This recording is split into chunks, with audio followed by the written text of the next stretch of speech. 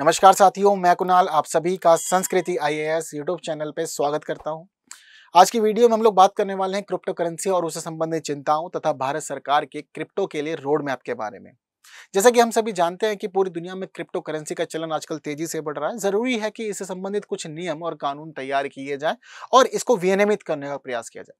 लेकिन फिलहाल हमारी सरकार इसको लेकर कुछ नए रुख अपनाए हुए हैं, जिन चीजों को समझना जरूरी है। तो आइए आगे बढ़ते हैं और न्यूज को समझते हैं क्या कह रही है। दरअसल संसद में प्रश्न उठा कि क्या हमारी सरकार आने वाले समय में क्रिप्टो करेंसी की दिशा में कुछ सोच रही है, क्या उसके लिए कोई कानून विनियमन तैयार करने के लिए आगे बढ़ रही है। तो जवाब में वित्त राज्य मंत्री पंकज चौधरी ने बताया कि अभी केंद्र सरकार क्रिप्टो करेंसी की बिक्री और खरीद को विनियमित करने के लिए कोई भी कानून पेश करने की दिशा में तैयार नहीं है, ना ही इस तरफ अभी कोई कार्य कर रही है। हम लोग का अभी ऐसा कोई विचार है नहीं। तो यहां से हमें एक चीज तो स्पष्ट पता लग गई कि भारत सरकार क्रिप्टो करेंसी के लिए कुछ भी नहीं सोच रही। ना उसको मतलब है कि कौन बेच रहा है, कौन खरीद रहा है, ना ही उसको ये मतलब है कि इसको विनियमित कैसे किया जाए। कुछ भी नहीं सोच रही है फिलहाल। लेकिन क्रिप्टो करेंसी के साथ जुड़ी हुई चिंताएं बहुत ज्यादा व्यापक हैं, हमें इन चीजों की तरफ भी ध्यान देना होगा। हालांकि इन्होंने ये प्रश्न का जवाब क्यों दिया और इससे जुड़ी मामले क्या है, हम सब कुछ समझेंगे, लेकिन एक न्यूज को जानने के बाद। दरअसल संस्कृति आईएएस ने आपके लिए एक खास ऑफर लाने का निर्णय लिया है।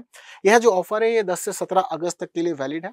यह स्वतंत्रता दिवस अवसर है जिसमें आपको यूपीएससी और पीसीएस कोर्सेज पर 75% तक का डिस्काउंट दिया जा रहा है। जो यूपीएससी कोर्सेज और जो पीसीएस कोर्सेज में शामिल हैं उन सबकी लिस्ट आप लोग के स्क्रीन पर है। तो आप लोग अपनी इच्छा से अपनी तैयारी के अकॉर्डिंग कोई भी कोर्स अवेल कर सकते हैं। हाँ, अगर कोई डाउट है तो 9555 124 124 नंबर पर कॉल करके आप अपनी डाउट्स को क्लियर भी कर सकते हैं। चीजों को जानते हैं। दरअसल पंकज चौधरी ने जो भी बातें प्रस्तुत की हैं, ये सभी बातें इन्होंने बताई है संसद सदस्य जीएम हरीश बाल योगी के प्रश्नों के उत्तर के रूप में। दरअसल जो यह बाल योगी साहब हैं, इन्होंने ही पूछा था कि केंद्र सरकार के क्या विचार है, केंद्र सरकार क्या सोच रही है क्रिप्टो के लिए, केंद्र सरकार के पास कुछ प्लान है या नहीं है। तो उसके जवाब में पंकज चौधरी ने साफ साफ स्पष्ट किया कि अभी फिलहाल केंद्र सरकार इस तरफ कोई भी ध्यान नहीं दे रही है। यह समझना हो गया। बाल योगी जानना चाहते थे कि केंद्र सरकार का इसके पे क्या रुख है, क्या रुझान है, तो यहाँ पर यह क्लियर हो गया। वहीं इसके अलावा पंकज चौधरी ने यह भी बताया कि देश में वर्चुअल डिजिटल संपत्तियों की बिक्री और खरीद को विनियमित करने के लिए कोई कानून लाने का प्रस्ताव नहीं है। इन्होंने यहाँ पर यह भी बताया कि वित्तीय खुफिया इकाई को मनी लॉन्ड्रिंग रोकथाम अधिनियम 2002 के तहत virtual digital asset service providers को रिपोर्टिंग इकाई के रूप में नामित करने के लिए अधिकृत किया गया है। यह भी इन्होंने साफ तौर पर यहाँ पर जाहिर कर दिया है। तो इन्होंने यहाँ बताया कि भारत में वित्तीय खुफिया इकाई को अगर जब कभी भी जो हमारी वित्तीय खुफिया इकाइयां हैं अगर मनी लॉन्ड्रिंग से जुड़ा हुआ कोई भी काम करते हैं या गड़बड़ की दिशा में करते हैं तो उससे जुड़ी हुई जो भी रिपोर्टिंग इकाई का कार्य रहेगा वह रहेगा मनी लॉन्ड्रिंग रोकथाम अधिनियम 2002 के तहत virtual digital asset service providers का। ठीक है, तो गलत काम को लेकर के जो भी मामला होगा वह सब तो इन्होंने यहाँ पर स्पष्ट कर दिया है। वहीं इसके अलावा यह भी देखने को मिला कि बाल योगी ने यह भी जानना चाहा कि हमारे देश में क्रिप्टो करेंसी की दिशा में काम करने वाली कितनी फर्में हैं या कितनी कंपनियां हैं। तो इन्होंने पूछा कि क्या केंद्र सरकार के पास इससे जुड़ा हुआ कोई डाटा है, क्या केंद्र सरकार को पता है कि कौन कौन हमारे देश में क्रिप्टो करेंसी को खरीद रहा है, बेच रहा है, कौन कौन कंपनियां से जुड़ी हुई है, क्या ऐसा स्पष्ट आपको पता है। तो इसको लेकर के पंकज चौधरी ने साफ साफ जवाब दिया कि देखिए जी, जो क्रिप्टो वाला मामला है ये सरकार के तहत विनियमित नहीं है, सरकार इसको नहीं संभाल रहा है। तो इसका अर्थ यह हुआ कि यह क्षेत्र अभी भी अनियमित है, हमारे को इससे कोई भी बहुत सारी जानकारियां प्राप्त अभी नहीं है, ना ही हम लोग इससे जुड़े हुए हैं। ये भी इन्होंने स्पष्ट कर दिया है।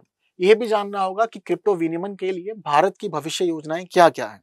इन मामलों को जानने के लिए अब जब हम चीजें देखते हैं तो पता लगता है कि क्रिप्टो कानून बनाने को बढ़ावा दे तो रहा है भारत, लेकिन इस संबंध में चीजें अभी तक स्पष्ट नहीं है। भारत बढ़ावा क्यों दे रहा है? क्योंकि पूरी दुनिया में लोकप्रियता ज्यादा हो रही है क्रिप्टो करेंसी की। अब इसी वजह से भारत सोच तो रहा है, लेकिन अभी चीजें बहुत अधिक आगे नहीं बढ़ी है। हालांकि भारत में इससे जुड़ा हुआ मामला जो था वह भारत की G20 प्रेसिडेंसी के दौरान बहुत चर्चाओं में आया था। जिस समय भारत G20 समूह की अध्यक्षता कर रहा था तो बातचीत चली थी कि हाँ, क्रिप्टो वैधीकरण के लिए रोडमैप या मसौदा वगैरह हम लोग तैयार करेंगे, ड्राफ्ट करेंगे इसके रोडमैप को, नियम कानून वगैरह बनाने की दिशा में सोचेंगे। लेकिन उसको लेकर के आगे कोई भी कार्य नहीं हुआ। जिस समय भारत ने रोडमैप बनाने के लिए सोची भी थी तो उस समय इसने दो प्रमुख संस्थाओं को चिन्हित किया था, जिसमें पहले का नाम है अंतर्राष्ट्रीय मुद्रा कोष और दूसरे का नाम है वित्तीय स्थिरता बोर्ड। कहा था कि ये दोनों मिलजुल कर भारत सरकार के साथ क्रिप्टो के दिशा में एक अच्छा रोडमैप तैयार करने में मदद करेंगे। यह पूरी की पूरी संभावना सोचा गया था, लेकिन बहुत कुछ चीजें फिर उसके बाद में नहीं हो पाई थी, यह हमें देखने को मिला था।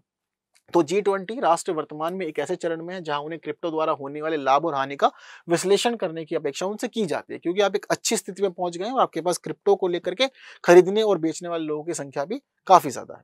अगले चरण के रूप में यह भी माना गया है कि G20 राष्ट्र क्रिप्टो परिसंपत्तियों के लिए किसी भी आवश्यक उपाय पर उचित रूप से विचार करने के लिए वैश्विक मानक निर्धारण निकायों के साथ काम भी जल्द करेंगे। यह सब चीजें भी मानी जा रही है कि आप इस तरफ बढ़ जाएंगे आगे।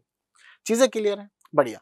तो ये अब तक की स्थिति क्या थी कि भारत में कब मामला काफी तेजी से आगे बढ़ा। G20 की प्रेसिडेंसी के दौरान चर्चाओं में मामला आया था, फिलहाल संसद में मुद्दा उठा है, वह सब क्लियर हो गया। इतना कुछ जानने के बाद जरूरी है कि क्रिप्टो करेंसी को समझें और साथ साथ हम यह भी समझें कि इससे जुड़ी चिंताएं क्या क्या है। पहले क्रिप्टो करेंसी की बात करते हैं। इसे क्रिप्टो मुद्रा या क्रिप्टो भी कहा जाता है। यह मुद्रा का एक ऐसा रूप है जो डिजिटल या फिर आभासी रूप से मौजूद होता है। यहाँ पर हमें देखने को मिलता है कि ये जो क्रिप्टो करेंसी होती है, यह लेन देन को सुरक्षित करने के लिए क्रिप्टोग्राफी का उपयोग करती है।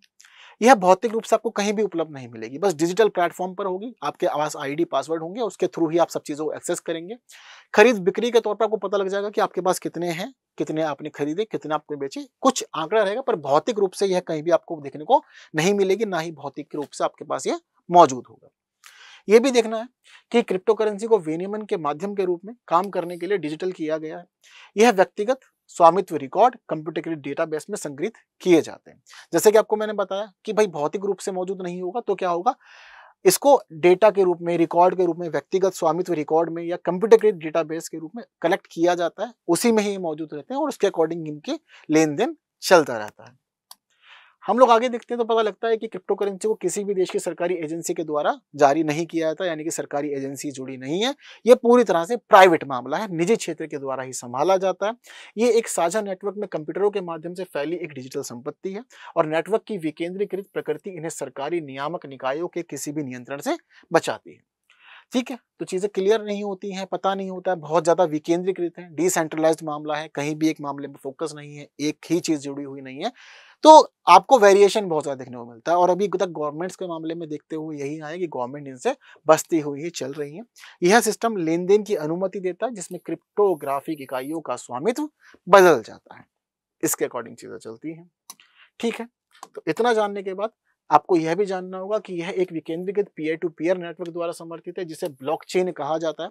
ब्लॉकचेन के तहत यह माना जाता है कि आप एक चेन के तहत वर्क करेंगे और सभी चीजें उसमें सिक्योर रहेंगी, बाहरी चीजें ना तो इंटरफेयर करेंगी ना ही प्रभावित करेंगी। हालांकि डिजिटल मामला है तो हैकिंग वगैरह की संभावनाएं बनी रहती है, पर फिर भी यह माना जाता है कि ब्लॉकचेन तकनीक के तहत सारा काम होगा और सबके सब चीजें सेफ बनी रहेंगी, दिक्कतें आपको इसमें ज्यादा नहीं होंगी।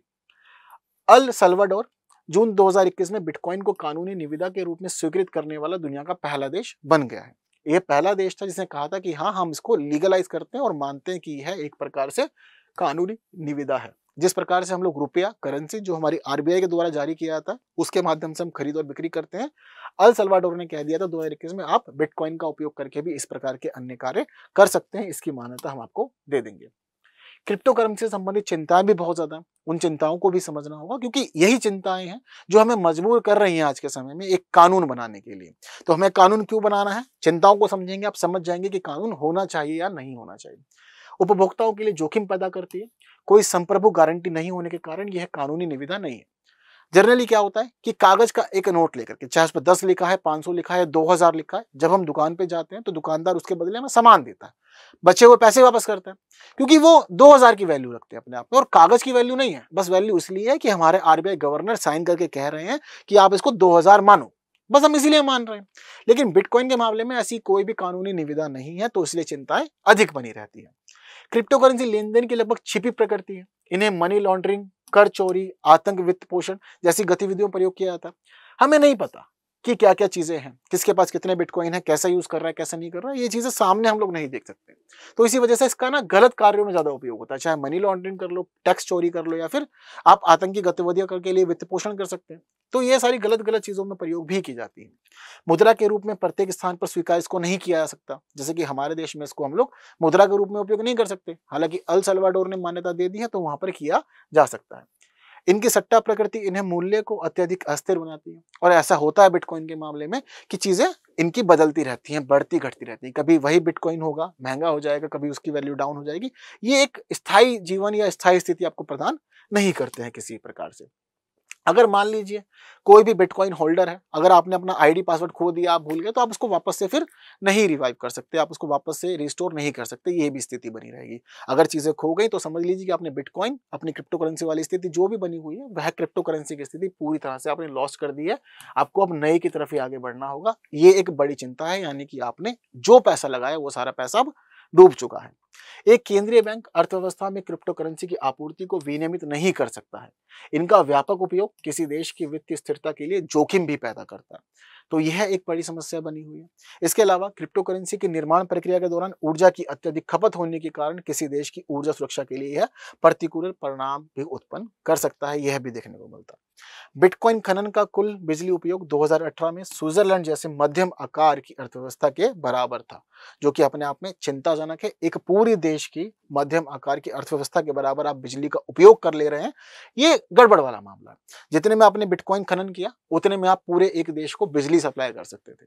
तो हम लोग वैसे ही कहते हैं कि एनवायरमेंट फ्रेंडली बन रहा है, चीजों को बचाना है, विद्युत की सुरक्षा करनी है, बचा के चलने, इतनी विद्युत बचा सकें, जल बचाना है। अब उस दौरान आप एक देश के बराबर बिजली को खर्च कर दे रहे हैं सिर्फ बिटकॉइन बनाने में, तो फिर तो गड़बड़ है ही।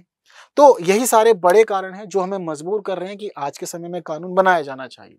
आप लोग को क्या लगता है, चिंताएं सुनने के बाद, बिटकॉइन के लिए कानून होना चाहिए या कानून नहीं होना चाहिए? मुझे कमेंट बॉक्स में आप लोग जरूर बताएंगे। इस प्रश्न का उत्तर भी आप लोग मुझे कमेंट में बताएंगे कि बिटकॉइन को कानूनी निविदा के रूप में स्वीकार करने वाला दुनिया का पहला देश कौन सा है? अमेरिका, रूस, चिली या अल सल्वाडोर? प्रश्न का उत्तर कमेंट करना है, बेहद सरल सा प्रश्न है। वीडियो पसंद आई है तो बाकी साथियों तक भी शेयर करनी है, वीडियो को लाइक के बिना नहीं जाना है, और इसके साथ ही बने रहना है संस्कृति IAS यूट्यूब चैनल पे।